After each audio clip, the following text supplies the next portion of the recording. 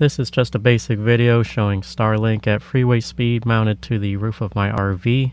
This was roughly a 30-minute trip. Speeds were about 70 miles an hour most of the way. So what did I learn from this? Well, as most of us know, the StarLink will reorientate itself every few minutes as necessary. What I learned with this test is while it's in motion, it will point straight up, which actually makes a lot of sense. For example, when I was parked, my dish was facing north, as it usually does, but the moment you start making turns, it's going to be facing the wrong way to make best connection with the satellites.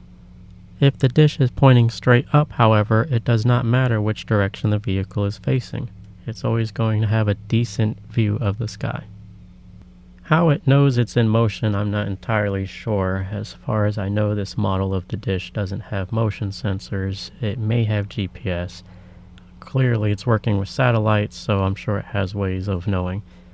Plus there's a lot of obstructions here with the trees, so it's fair to say at some point it's going to reorientate itself. And as you can see here, it is pointing straight up.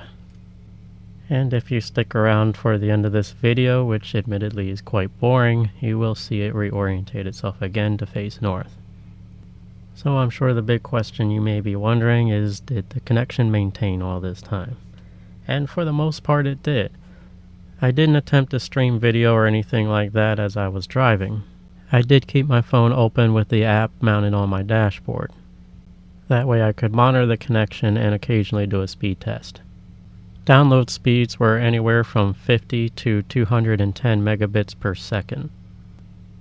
Even with bridges and freeway signs, things like that, I never really completely lost connection except for when I went over a bumpy patch of road that was under construction.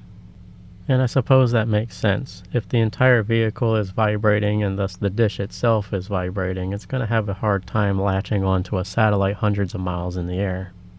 So could you realistically use this thing while driving? Sure, if you're streaming radio or maybe video, I'm sure it would be fine with enough buffering. If you have a passenger expecting to play competitive video games in the back seat, I think they're going to be disappointed. As far as the dish goes, holding up to the freeway speeds, it did great. Especially facing upwards, it's more aerodynamic. At this point in the video, I'm doing about 70 miles an hour. And you can see it's not vibrating or shaking or breaking loose or anything crazy like that. I considered buying a different mount, and I realized the one that comes with the dish is already pretty stocky. It's much stronger than I expected. And it's already got holes in each leg, so you can bolt it down. I'll put a link in the description showing more detail on how I installed my dish. And if you're really feeling adventurous, there's another video showing how I destroyed my StarLink router and rebuilt it for 12 volt DC.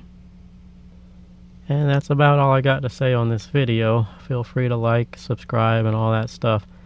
If you're itching to see the dish move again, skip to 6 minutes and 50 seconds.